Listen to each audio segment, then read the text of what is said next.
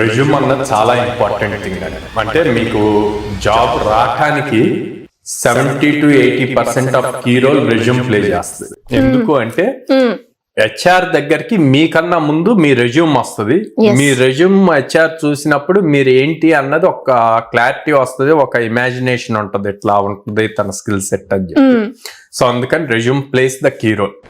Freshers ఎప్పుడు కూడా maximum 1 page దాటకూడదు. 1 page లోనే చాలా క్రిస్ప్ అండ్ క్లియర్ గా ఉండాలి అన్నమాట.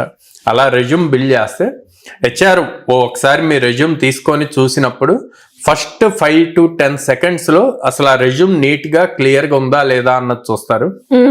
సెకండ్ పాయింట్, జాబ్ డిస్క్రిప్షన్ ఉంటుంది. ఆ జాబ్ డిస్క్రిప్షన్ కి తగ్గట్టు మీ ప్రొఫైల్ మ్యాచ్ అవుతుందా లేదా అన్నది చూస్తారు.